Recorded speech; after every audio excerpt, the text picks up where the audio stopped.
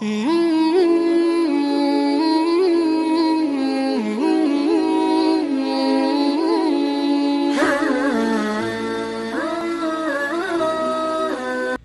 الصیام، سیام کے مسائل کا بیان۔ سیام یہ عربی زبان کا لفظ ہے، صوم بھی بولا جاتا ہے اور سیام بھی۔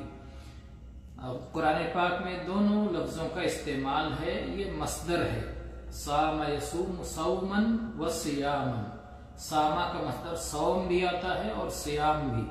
بعض افعال کا مصدر فعول کے وزن پر، جیسے قال یقول قولا، اور بعض کا مصدر فعال کے وزن پر، جیسے قام یقوم قیاما۔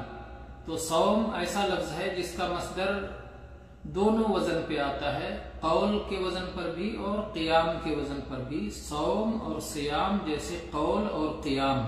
تو یہ سیام مصدر ہے، اس کے معنی ہوتا ہے اپنے آپ کو روک لینا، رک جانا یا اپنے آپ کو کسی چیز سے روک لینا۔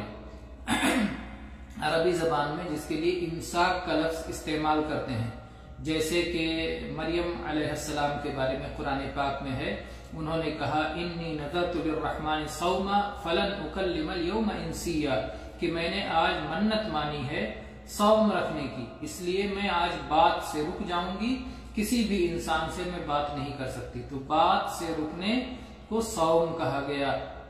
اسی طرح سے شرعی زبان میں، شریعت کی اصطلاح میں جب صوم یا سیام کہا جائے، جس کو عام طور پہ اردو زبان میں یا فارسی زبان میں روزہ سے تعبیر کر دیا جاتا ہے، دوسری زبانوں میں مختلف الفاظ ہو سکتے ہیں، عربی اور شرعی زبان جو اس کے لیے ہے وہ صوم اور سیام ہے، اور یہ اسلام کے 5 ارکان میں سے ایک رکن ہے۔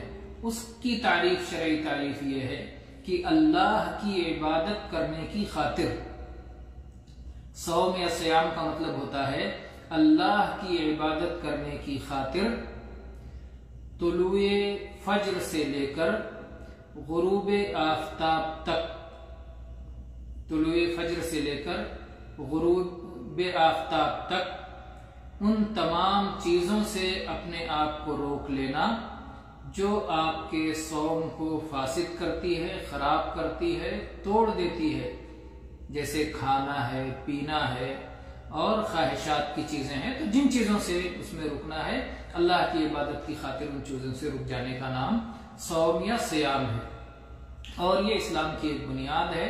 جیسا کہ نبی کریم صلی اللہ علیہ وسلم فرمایا کہ اسلام کی بنیاد 5 چیزوں پر ہے۔ سب سے پہلی چیز لا الہ الا اللہ محمد رسول اللہ کا اقرار، دوسری چیز صلاۃ کا قائم کرنا، تیسری چیز زکوٰۃ کی ادائیگی، چوتھی چیز صوم رمضان، اور 5ویں چیز حج بیت اللہ جو وہاں تک پہنچنے کی طاقت رکھتا ہو۔